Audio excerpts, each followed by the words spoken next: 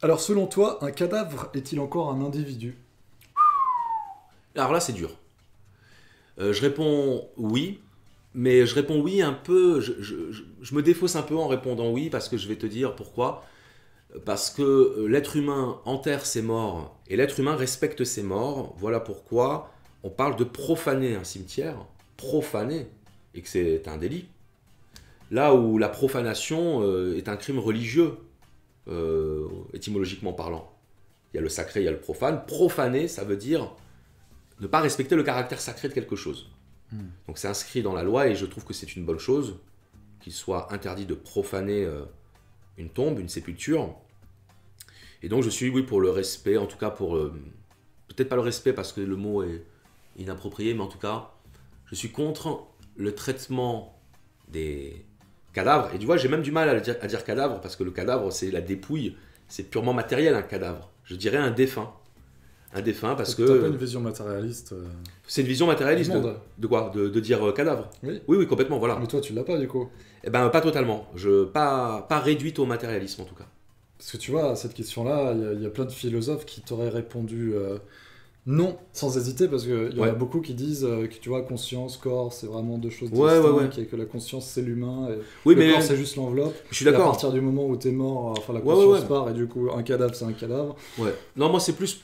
C'est pas par rapport au destin de la conscience qui s'échapperait d'un corps, ou c'est pas par rapport à ça, c'est par rapport au fait que l'homme est un animal symbolique et que bien traiter les morts, pour moi, est un signe de grandeur d'une civilisation ou de santé d'une civilisation.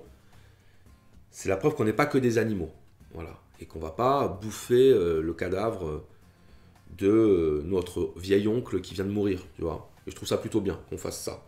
Donc un cadavre est encore un individu selon toi? Non, c'est pas qu'il est encore un individu, mais c'est qu'on peut pas le traiter comme un tas de matière qui n'aurait été que de la matière inerte, qui n'aurait jamais été vivant. Parce que ils sont bien gentils ceux qui disent qu'un mort n'est pas un individu, qu'ils le mangent. Qu'ils le mangent, s'ils sont pas végétariens. Bon, pourquoi ils auraient approuvé ça? Parce que on met ses actes en conformité avec ses positions. C'est pas parce que je trouve un cadavre de vache sur la route que je vais la manger.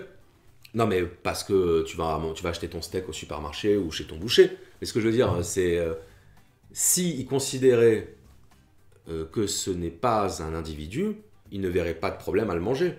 S'ils considèrent qu'il y a un problème à le manger, c'est qu'ils ne le considèrent pas entièrement comme non-individu. Donc c'est toujours un peu facile. C'est comme ceux qui disent oh, un embryon, ce n'est qu'un amas de cellules. Ben oui, mais l'être humain aussi, c'est un amas de cellules. Ah, mais je suis d'accord. Bon, alors qu'est-ce qui fait la différence? C'est la vie. Mais qu'est-ce qui fait qu'on va témoigner à la vie un respect particulier? Donc c'est bien qu'on introduit dans le concept vie une valeur. Oui, parce que c'est éphémère. C'est rare. C'est pas parce que c'est éphémère, c'est parce qu'on est de soi-même vivant, qu'on tient notre vie, et donc on a forgé un concept qui s'appelle le caractère sacré de la vie, mais qui en fait n'est rien d'autre que le versant conceptuel de notre instinct de survie, c'est-à-dire de notre désir de se conserver dans l'existence. On a envie de rester en vie, du coup on va dire la vie c'est sacré. Point. Donc celui qui va dire oui, un individu qui est mort, ce n'est plus un individu, mange-le, et on verra. On verra si tu y arrives. Si tu n'y arrives pas, c'est que tu le penses pas. Si tu le penses pas, ne le dis pas.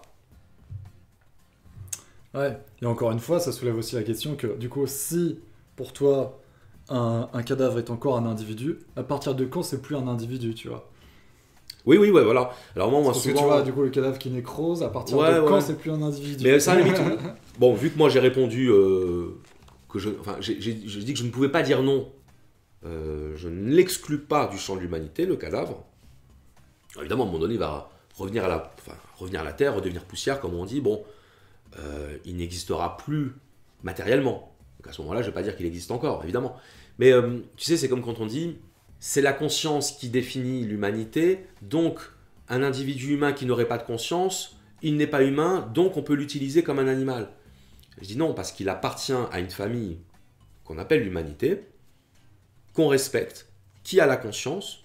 Et je dis pas que c'est des questions faciles à résoudre. Je dis juste qu'il faut arrêter tu sais, d'aller chercher à la frontière du groupe statistique pour démontrer l'erreur. C'est pas parce que la pointe du Portugal est plus proche du Maghreb que de Berlin ou de Londres ou de n'importe quelle autre ville d'Europe, ça ne veut pas dire que le Maghreb se retrouve tout à coup dans l'Europe. Donc évidemment qu'il y a plus de proximité entre la pointe sud du Portugal et la pointe nord du Maghreb, mais on ne va pas utiliser ça pour dire « Ah ben vous voyez, donc finalement les continents n'existent pas ». Ce serait stupide, c'est ridicule comme raisonnement. Tu vois ce que je veux dire? Et bien de la même façon, je trouve qu'aller chercher le petit cas particulier qui concerne, enfin je veux dire qui n'est pas représentatif de quoi que ce soit, aller chercher dans ce petit cas particulier l'idée que les critères qu'on utilise ne seraient pas les bons parce que oui, il y a des individus humains qui n'ont pas de conscience, donc eux, qu'est-ce qu'on en fait? C'est débile, parce qu'on ne raisonne pas comme ça. Alors évidemment, l'être humain est capable d'intelligence. Est-ce que ça veut dire que quelqu'un qui aurait un QI inférieur à la moyenne ne serait pas un être humain? Mais moi je trouverais ça honteux de considérer ça comme ça. C'est pas parce que l'être humain est intelligent qu'il faut le respecter, mais il se trouve que l'être humain est doté de quelque chose qu'on appelle l'intelligence. Voilà, que cette intelligence n'est pas comparable à l'intelligence qu'on observe dans le règne animal, quand bien même il y aurait des animaux très intelligents, évidemment. Mais c'est pas pour ça qu'on va dire que quelqu'un de moins intelligent, sa vie aurait moins de valeur. En fait, si tu veux, c'est de la malhonnêteté intellectuelle pour moi quand on commence à jouer à ces petits trucs de critères, tu sais.